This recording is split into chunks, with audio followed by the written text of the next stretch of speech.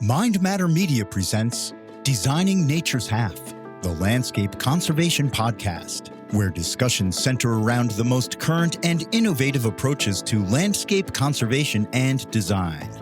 This is the show for stakeholders who want to adapt to the climate crisis, halt biodiversity loss, and change the world by designing sustainable and resilient landscapes through collaborative conservation action.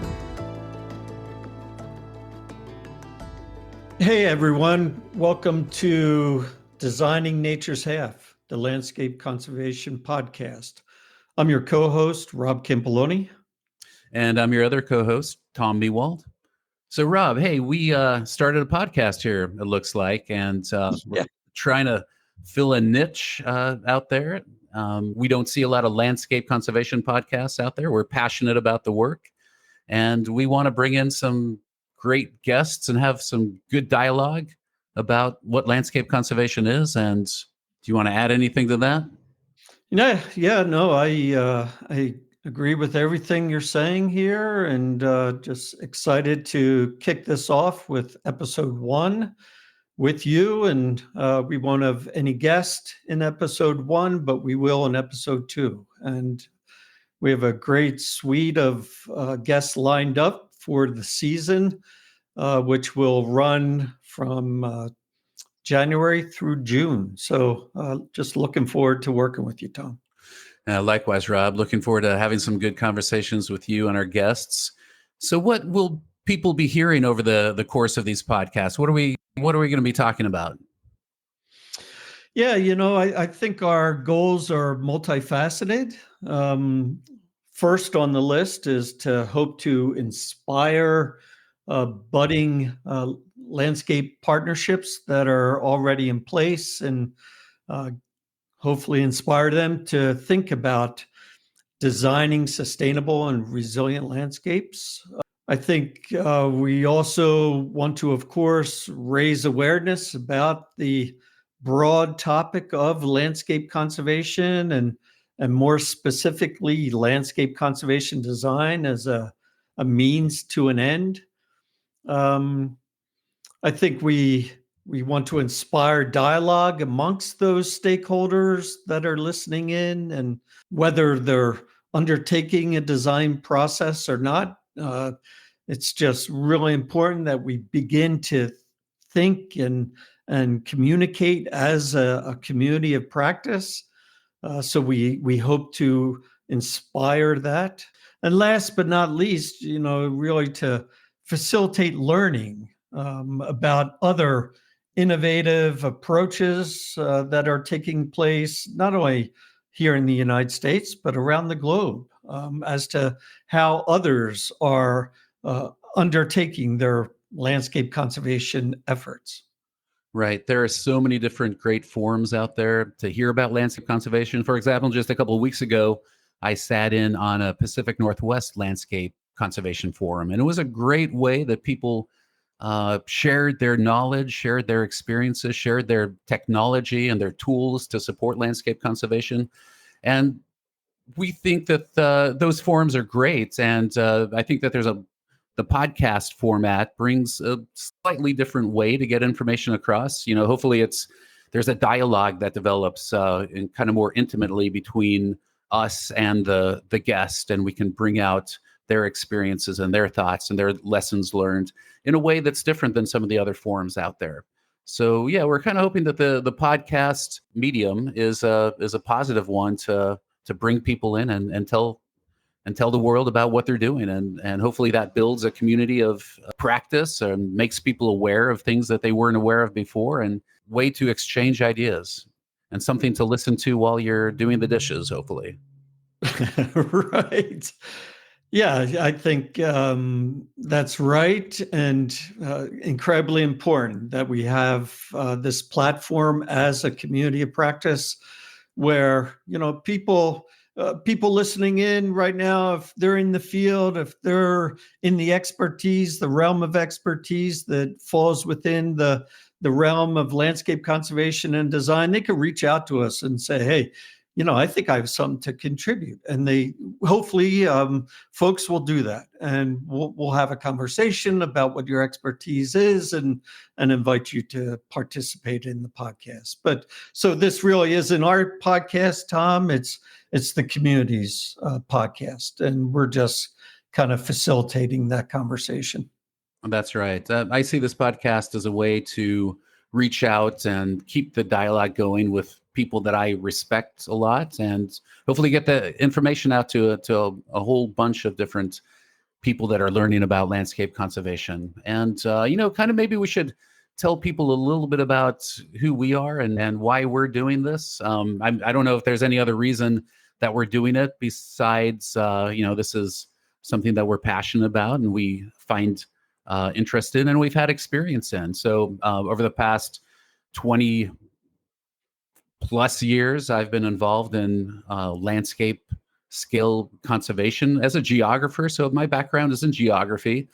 I got a master's degree in it. Then I went into working with a kind of a tech startup that looked at, one of the first uses of satellite imagery for commercial uses. And that got me looking at broad spatial scales. Then I worked in the NGO world for several years, working at larger spatial scales to get people to identify biodiversity hotspots and get people to do something differently in those biodiversity hotspots. And then where we met, Rob, was through the landscape conservation cooperatives with the Fish and Wildlife Service. So I spent some time there. It's been great working with you. When we were both with the U.S. Fish and Wildlife Service, I was located in headquarters, and you were out in the region, and we found each other in some form or fashion, and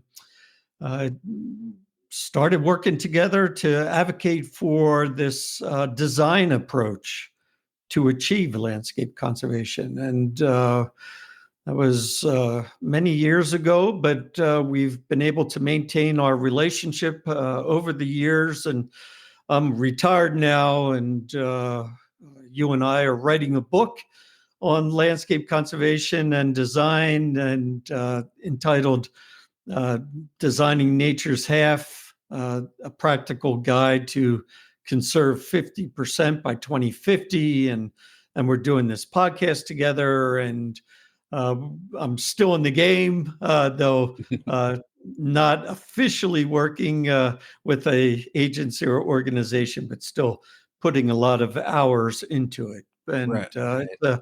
It's a labor of love, and I'm glad to be doing it, and I'm glad to be working with you.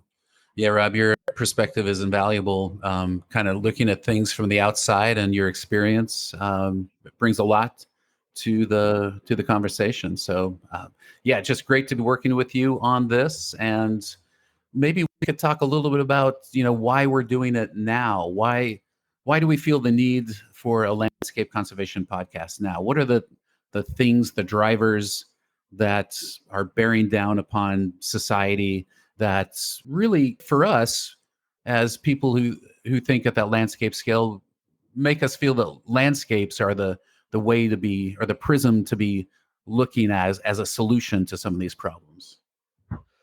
Right. It doesn't really matter if you call it the Anthropocene or the Great Unraveling or the triple planetary crisis of pollution, climate change, and biodiversity loss. It's clear, at least, at the 30,000 foot level, that the global community is just facing one hell of a wicked problem. We really need to get moving on resolving some of these global threats. And you and I and many others in the conservation community have realized over the past 10, 20 years or so, 30 years, I don't know what the exact starting point is, Tom, but we feel as if we need to take a shift from doing conservation at the site-specific level, and that includes planning, and planning is my area of expertise, but moving away from the site-specific planning and implementation efforts to working at the larger landscape level, We call it design. Other experts in the field have called it planning, but regardless of whether you call it planning or design, I do think there's a difference. But regardless what you call it, working at these larger geographic scales seems to be the right way to do it, given the intensity of the threats and the diversity of the threats that are occurring to natural resources on the ground. They're coming at us kind of at these broader scales. And so it just kind of makes sense to do our planning and design and delivery at those scales. And, we're already facing these 5 global thresholds or tipping points. It's anticipated that we're going to exceed them by 2030 and possibly 3 more later in the decade. So it's time for a shift. And the conservation community has been in the midst of this shift for quite some time now. And we're just creating this podcast so that we could have a broader conversation about that shift. Right. At the global scale, everybody notices this, is aware of these issues, climate crisis, biodiversity crisis, and people are coming up with, broad solutions. For example, E.O. Wilson came up with this idea of protecting 50% of the Earth's surface. The latest global biodiversity framework is pointing to 30% protection of the Earth's surface by 2030. And these are big initiatives that are pointing towards big solutions, which is great. And that is the kind of thinking that we need to have. At the same time, like you said, we're not going to get there through looking at a site or a small protected area here or there. It really is going to have to take this concept of looking larger, looking at landscapes. And landscapes seem to be the unit of where people interact with their environments, where you can start thinking holistically about solutions, not just for conservation, but for livelihoods. And you can start thinking about how you're going to implement those kind of visions at a broader scale. And it's also important to go parallel with that large spatial scale of what a landscape is. And we can discuss what a landscape is to no end. And you may never get anybody to agree on what a landscape is. A landscape is defined by the people that live in it in many ways, and by the ecological processes that are there to maintain biodiversity and ecosystem services. But you also have to think about the temporal time scale too. There's landscape timeframes that we need to start thinking about. 20, 30 years, thinking generationally about this. And how do you develop a governance structure within a landscape that has that ability to think and act and be a cohesive unit over that time frame to implement at landscape scales? It's definitely a challenge, and will take a transformative way of thinking and doing and funding, and just there's a whole lot that has to go into that transformation. And that's kind of what we want to get at here.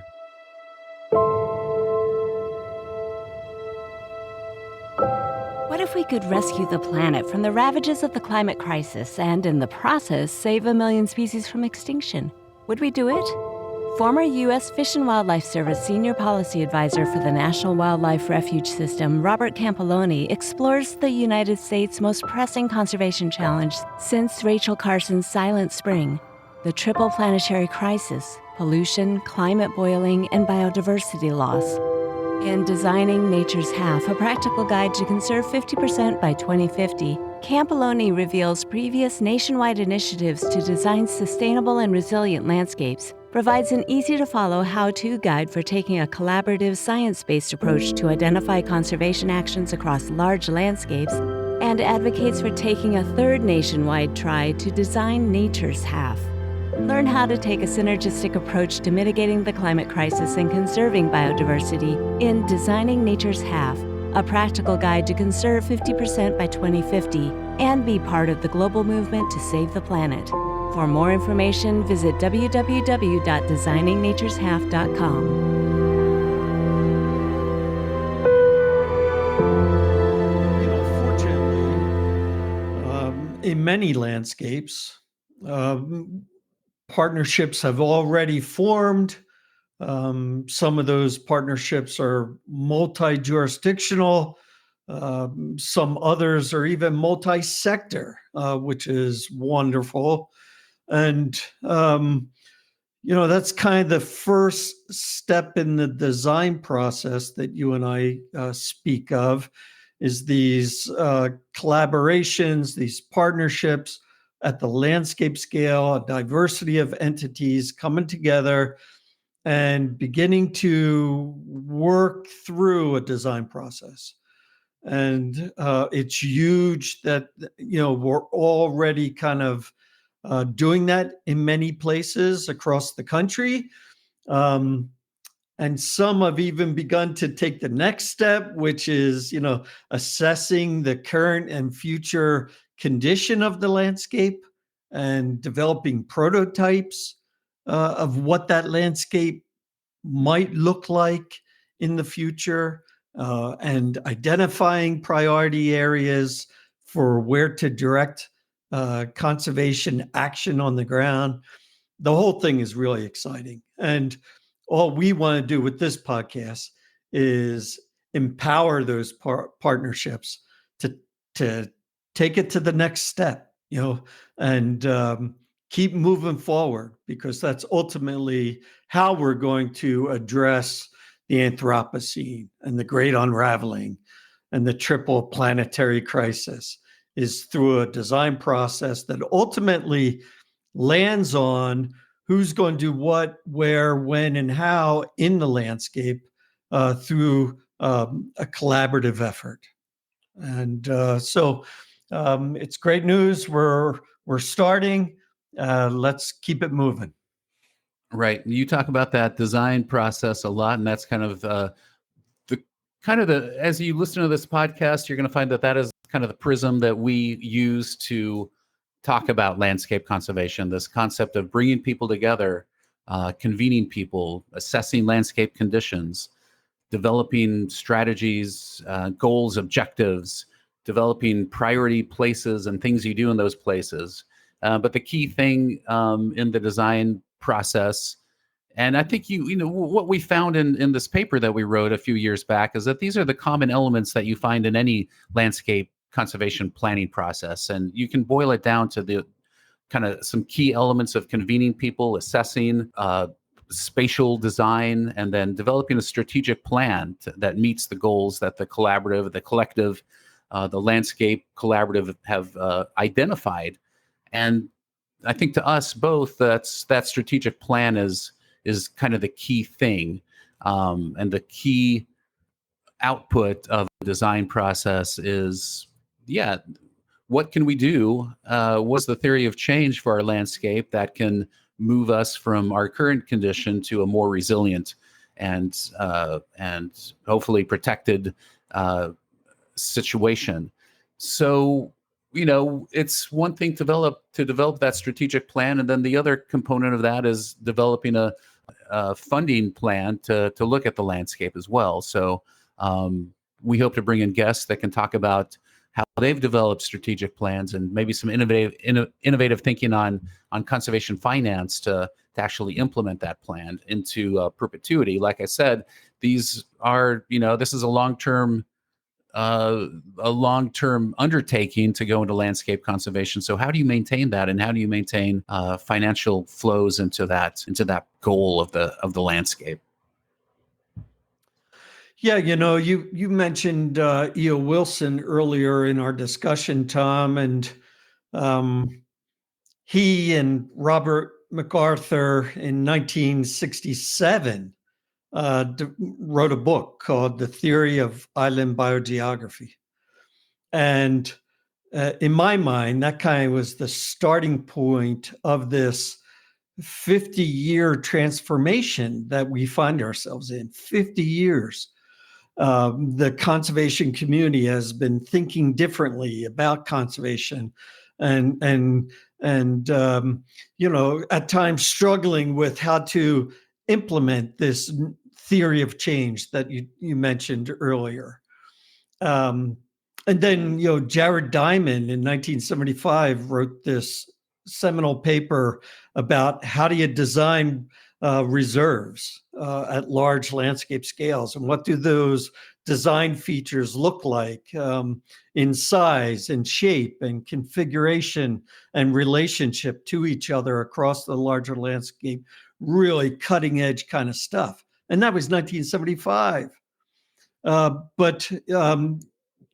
there's been a multitude of scientists and planners and organizations and agencies have been trying to sort this design concept out for decades. And here we are at just another milestone in this long transformation that we have been in.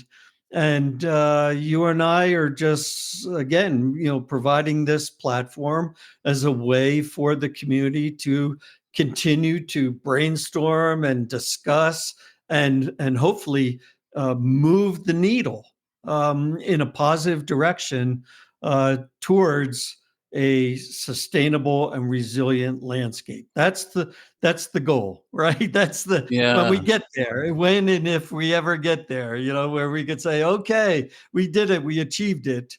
But we also recognized that this started, according to Campellone, back in 1967. And to think about being a part of this larger movement, in my mind, is very empowering, Tom. We're not alone here. We're just the next chapter.